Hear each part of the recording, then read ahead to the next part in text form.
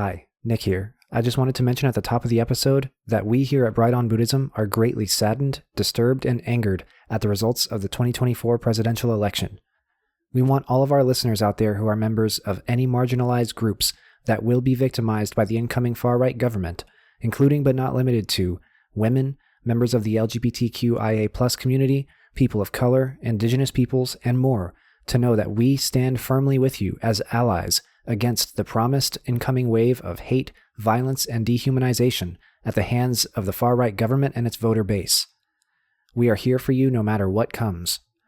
To those of you who can do so, please consider donating time, money, or resources to charities, mutual aid groups, and institutions which serve and protect people who are members of the aforementioned groups. To anybody out there who supports this incoming government and its far-right politics and ideologies, you are not welcome here. Get off of our show and stay off. I am so angry, I want to punch the sun. This is the last time we're going to mention it on the show because we want to focus on Buddhism here. Elsewhere on the internet, I am going to be very loud. If you want to read me yelling about things, I'm on Blue Sky at proven-paradox. Everyone take care of each other. Clearly no one else will. Now, on with regular programming.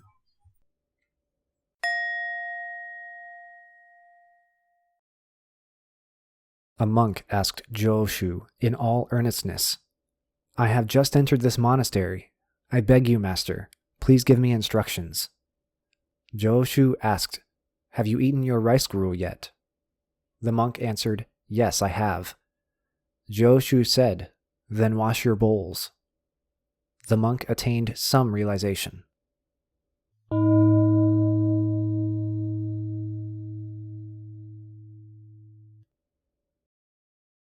Hello and welcome to episode 11 of the Kōan Series. In the Kōan Series, we will read and discuss famous koans used by real Buddhist monks from such sources as the Blue Cliff Record, the Gateless Gate, the Treasury of the True Dharma Eye, and many others. As you will remember, over-intellectualizing koans is completely anathema to how koans are used and ought to be used in real Buddhist practice, so keep that disclaimer in mind. However, I'm here to give some extra context and meaning to some of these koans so that you might see them in a new light and gain some new or deeper meaning from them than you did before. I hope you enjoy. Today's case is known in English as Jōshū's Wash Your Bowls. It comes to us from the Koun Yamato translation of the Gateless Gate, known in Chinese as the Wu Menguan, or in Japanese as the Mumon-kan. This one is nice and short and deceptively simple. In part, that simplicity is the point, but there are many layers of meaning behind that simplicity that I think merit discussion. I think that people in the West would look at a koan like this and they would see that it is very simple and very easy to understand, and they would be like, oh yes, that is very Zen. As I've mentioned before, Westerners have brought this oversimplified and incorrect imagination of Zen Buddhism into their everyday speech with this word Zen. They see something simple and minimalist, and they say, yes, very Zen. But in the case of this koan, that would be partially missing the point, and it would actually contradict other imaginations about koans that people have in the West that we've discussed before. The simple narrative thread and the comprehensible nature of the dialogue may lull us into a false sense of security and ease when it comes to making meaning and sense from this koan, and it may make us think of Zen minimalism. But remember that koans, in many cases, are supposed to be confusing and sometimes even nonsensical. So, how are we supposed to flip our perspective on this one and see it in the same light as we might see, for example, what is the Buddha? 3 pounds of flax. How do we, quote-unquote, pierce the koan and see the hidden meaning and significance behind it? That is one of the central challenges of this koan. In order to unpack what is at play in this koan, I would like to discuss the nature of enlightenment in Zen, the nature of practice in Zen, and the nature of the esoteric in Zen. After that, we will talk through 2 possible interpretations of the koan. Before we get into that, I just would like to briefly introduce the speaker in this koan, Jōshū. Jōshū is the Japanese name for the Chinese Jiaozhou Zhongshen, who lived from 778 to 897. He is sometimes touted as the premier Zen master in Tang Dynasty China. This is a very serious accolade in a time when Buddhism was struggling due to a lot of wars and civil unrest and several purges of Buddhism that took place in China during that period. He was famous for his creativity with words. One of my favorite sayings attributed to him which I stress is not a koan, is the following. A monk asked the master Jōshū, "What is a true statement?" Jōshū replied, "Your mother is ugly." You may remember him from our very first episode in the Kōan series, Does a Dog Have Buddha Nature? He was the one in the koan that responded "woo" whenever the monk asked him if a dog has Buddha nature. So keep that in mind stylistically when considering this koan as well. There might be a lot of wordplay going on. So let's go ahead and talk about the nature of enlightenment in Zen. We have done a regular episode on Satori, where we mentioned how Kensho is often used interchangeably with Satori, but they are very different. The two characters in Kensho are Ken, which is the verb to see or to look, and Sho, which is the state or characteristic of. So the whole thing translates to the state or characteristic of seeing. This is not just having the sense faculty of sight. It's a symbolic way of speaking about insight into the nature of reality, into the nature of the non-arising of all dharmas, also into the nature of enlightenment, and more. We have talked about sudden and gradual enlightenment, and this, like Satori, could be a consummate enlightenment or a piece or a taste of enlightenment. Either way, it is important to stress that it is absolutely not the end of the path. It is in many ways the beginning. Remember that enlightenment does not automatically equal Buddhahood. Enlightened people are arhats, and all Buddhas are arhats, but not all arhats are Buddhas. They could also be Shravakas, Bodhisattvas, and Pratyeka-Buddhas.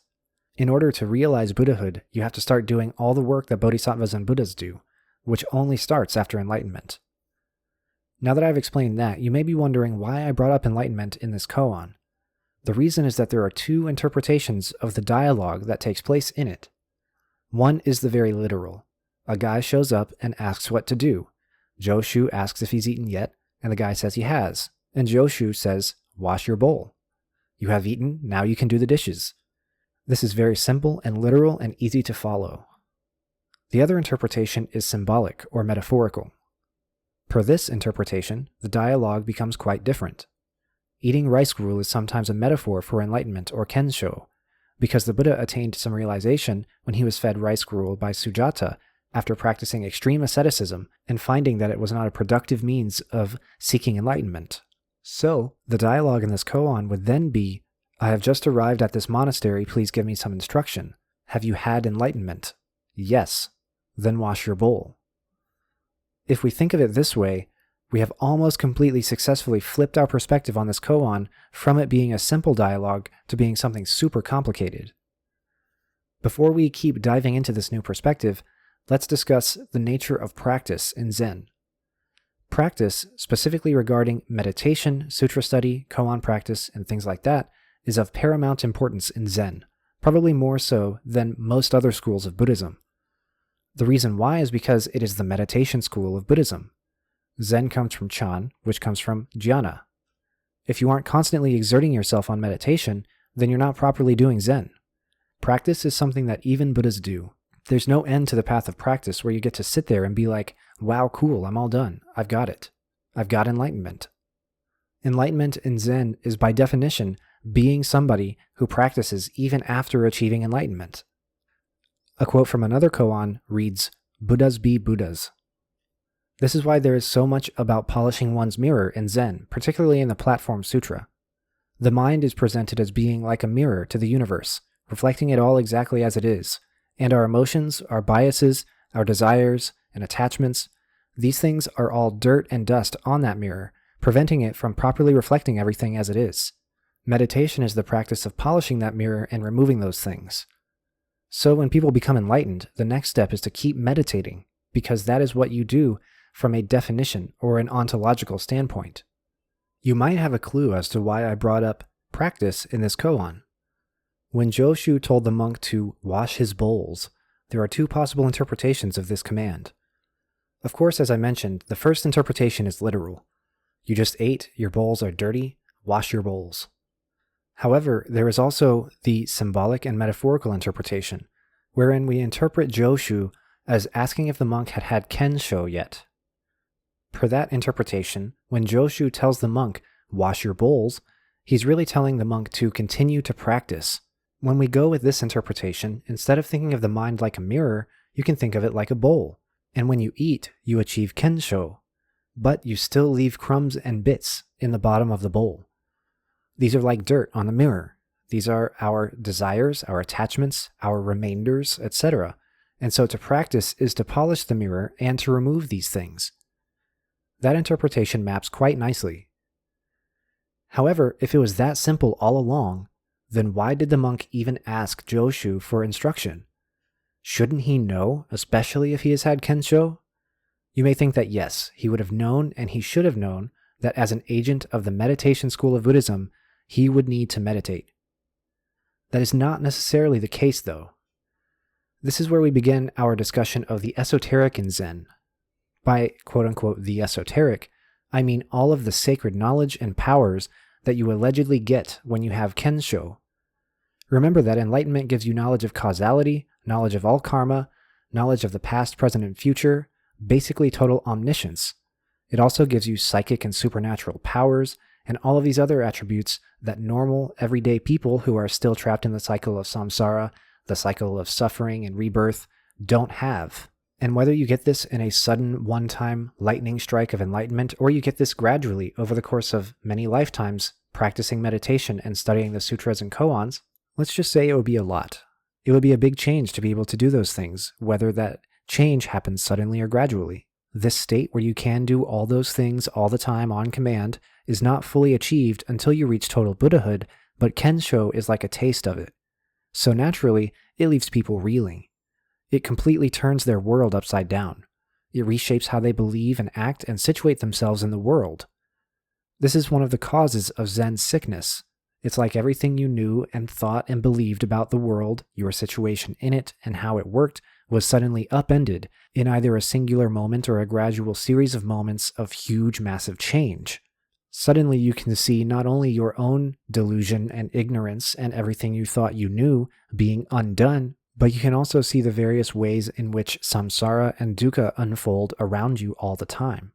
The reason that Kensho and the potential for the resultant Zen sickness falls under the purview of the esoteric in Zen is because, according to the tradition, people who have had Kensho, or potentially will develop Zen sickness from Kensho, will act in ways that seem to us as nonsensical and confusing. They may laugh constantly. They may say non sequitur things. They may gesture confusingly, or they may just generally not adhere to social norms.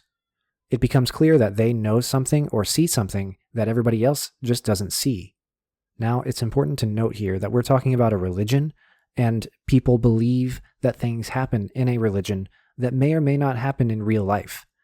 This sort of thing may not be observable or verifiable or falsifiable, but in the case of Zen Buddhism, the religion, it is believed that all the things I've described here are very real and very possible, and it's often said that these things have happened in the past. So it's important to keep that in mind before you listen to this and start saying, oh, this is all fake, none of this could ever happen, this is all mythology, this is all folklore, this is all legend, none of this is scientific, etc. People now and in the past have believed this stuff, and frankly, there's a lot more ridiculous stuff that people believe in other religions, and so it's not really fair to look at this and say that the people who believe this believe in something ridiculous and fairy tale-ish and mystical, because there are plenty of fairy tale and mystical elements to plenty of other religions in the world.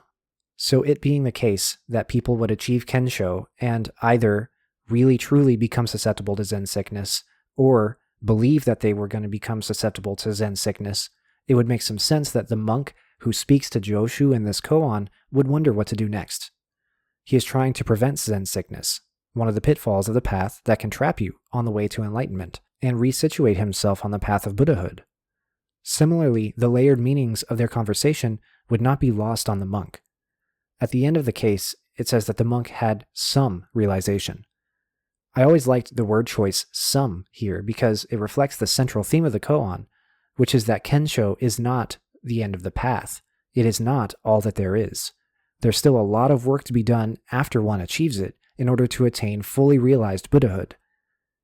The esoteric in Zen is a layer over this entire koan, and the reason I say that is that the two interpretations I mentioned before, the literal and the metaphorical, are both equally true. The monk and Jōshū were having a symbolic conversation about what one does after having Kensho, but they were also speaking in literal terms, and also in every sense of meaning in between. Jōshū is known for being a champion of ordinary mind Zen, which is very popular in the United States, and revolves around living your life pretty much how you would live your life normally, but with enlightenment, because that's how the universe works. The universe is regarded as being this originally enlightened thing, and all of reality in it is regarded as being originally enlightened, and it unfolds naturally and spontaneously and ordinarily. You don't have to force the universe to unfold, and the universe does not force itself to unfold. It is enlightened, and therefore it unfolds, and because it is enlightened, it unfolds in an enlightened fashion. There's a lot of influence from Taoism here. In Taoist thought, the way that nature and the universe unfolds in its unhindered and untampered state is regarded as being the highest level of reality, the highest level of existence, and the highest religious ideal. From this idea that the highest level of something, or the highest unfolding, or the highest existence of something is in its natural, spontaneous, unhindered, untampered unfolding, we can see the roots of a critique of early Buddhist morality. We can see why Mahayana comes to say that this early Buddhist morality, this early Buddhist exertion to follow all the precepts and realize the Eightfold Path, is entirely too difficult, and that one would have to change their life too much in order to do it. And to do so would not even be productive, because the way that the universe unfolds naturally and spontaneously is originally enlightened and is better than a reality which has been forced into a moral framework which is dualistic in nature. Being a compassionate individual is still very important for Mahayana Buddhism. It's still very important to be a moral and good person. However, all of this exertion and this moral framework, and whether you're following every last rule to the last point, is regarded as being its own form of attachment. Sometimes people can get too absorbed in the path to the thing that they don't actually end up arriving at the thing. Mahayana regards early Buddhist morality and early Buddhist pursuit of enlightenment as getting in its own way, because of this strict moral exertion and requirement to change your life in a massive way. The ordinary mind argument, which is posited on Taoist grounds and contains elements of original enlightenment thought, says that you don't have to exert yourself so hard. Rather, you need to cultivate wisdom, faith, and habitual practice of meditation, but you don't have to stop your life. There are those people who exert themselves in a very early Buddhist fashion, but they still maintain attachments, and they have quote-unquote dirty mirrors or dirty dishes, because they have become so attached to following all these monastic rules, or they have removed themselves from their lives and they have desire and attachment for families and for friends and for relationships that they can no longer have. On the other hand, ordinary mind looks and sees that there are lay people who have not renounced and become a monk, and who don't exert themselves in such a strict moralistic fashion, and yet they don't have attachments. They don't have dirty mirrors. They're very enlightened, or they're very advanced on the path of enlightenment. They freed themselves of all of the things that a lot of these monastic individuals are still suffering from. So it follows, according to the ordinary mind argument, that what the early Buddhists are doing, what the Theravada are doing, doesn't work in the Mahayana system. These critiques are interdenominational sniping, like we've talked about before, and they don't necessarily reflect my view or the view of the show, but I'm just laying it out according to how an ordinary mind Zen Buddhist might put it to you. So, back to the koan, what are we supposed to do whenever we have reached Kensho, whenever we have achieved enlightenment? You eat, you sleep, you poop, you do the dishes, and you do all of the same stuff the next day and the day after that. However, it's different in some hidden or secret way. You aren't doing those things in the same fashion as you did them before. You're enlightened, and so you're not doing those things because you're stuck in the realm of causes and effects, because you're stuck in the realm of desire and attachment. You're doing them because that's what enlightened people do, and that is how they do them. You have replaced the cause for how you behave and act with enlightenment, because that was the original cause all along, and you have just realized that cause. Presenting the path of enlightenment this way serves two functions. One is that it sort of de-glamorizes enlightenment, making it less likely that someone will become attached to all the glitz and glam of psychic powers and omniscience. Another is that it presents enlightenment as being the beginning of the path and not the end. So, as you can see, this koan is deceptive, as many koans are. It seems like quite a simple narrative, but there are actually many layers of analysis and interpretation to it. I've laid out some of the things that are worth knowing and thinking about when interpreting this koan, but there are tons of other ideas to keep in mind as well. Always be thinking about original enlightenment, Buddha nature, emptiness, and mind-to-mind transmission of the Dharma whenever you're considering other koans. In particular, I think that mind-to-mind transmission is key to Zen practice. Language is thought of as being a useful teaching tool, but it is ultimately insufficient for conveying or communicating enlightenment. We have even seen in the Lankavatara Sutra, which is very central to Zen Buddhism, that enlightenment is sometimes regarded as, quote, self-realization of noble wisdom, unquote. That is further described as being a wordless experience where the fruits of enlightenment come to you sort of internally and without language, speech, writing, or words. Again, language is useful, but it is emphasized that words and their reference are a duality, and the reality is a non-duality between the two of them that transcends both of them. That is why I think the monk can have this conversation with Jōshū on more than one level of meaning. Imagine it is like being in on an inside joke or a hidden meaning. In text, that might not come across, but if you place yourself in the room, you can see that there are extra layers of meaning going on in the dialogue happening before you. This is how mind-to-mind transmission works. It is meant in some ways to be performative. In other words, that shared, hidden, wordless meaning has to be witnessed by others in order for it to have significance and impact. In that way, it is sort of a skillful means. If you remember, skillful means is defined as all the various usages of speech, action, and causes and conditions in general that enlightened individuals use to teach and lead others to enlightenment. Taking this skillful means logic a step further, it is possible to wonder, since the monk and Jōshū have both had Kensho, is there really much need for them to have this dialogue? If it is just the two of them doing this in a vacuum, then no, there is no need to have a metaphorical dialogue like this. They could speak only in literal terms. A monk asked Jōshū, "I have just arrived here, give me instruction." "Have you had Kensho?" "Yes." "Then continue meditating." But this dialogue was witnessed and recorded in koan form, and so the extra layers of meaning were important, not for Jōshū and the monk, but for us, the readers. They were instructional and communicative, making this a skillful means koan in many ways. All in all, this is a fascinating koan with many layers of interpretation, but another reason that I like it is that even after you've plumbed the depths of the many layers of meaning, you still end up with an affirming attitude toward leading your life as you normally would, but with deeper wisdom, deeper understanding, and deeper significance.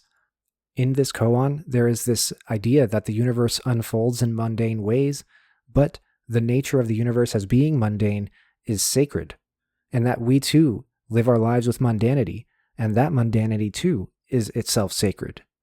Again, this is not a doctrine that regards doing any work to change yourself or change your life for the better as being useless or futile or pointless. Instead, we could regard it as saying that your everyday life is the arena in which you make positive changes, rather than leaving and changing your everyday life in order to follow very strict moral codes in the hope that it'll change your life somehow. Thus, I hope in my discussion of today's koan, you have attained some realization. I hope you enjoyed this week's episode of the Kōan Series. Thank you for listening, and we'll see you next time. Thank you to Tanner, Wooly, and Adine for backing us on Patreon. We really appreciate your support. My name is Nick Bright, scholar of East Asian religions and the voice of Hearer. And I'm Docs, editor, question asker, and voice of Hermit. And this has been Bright on Buddhism. Thank you for listening. If you like our podcast, or if you have any questions that you'd like us to discuss, we'd love to hear from you. Please consider leaving a comment, review, or subscribing. You can also reach us by email at bright.on.buddhism@gmail.com. As always, citations and resources for this episode can be found in the show notes. Thank you.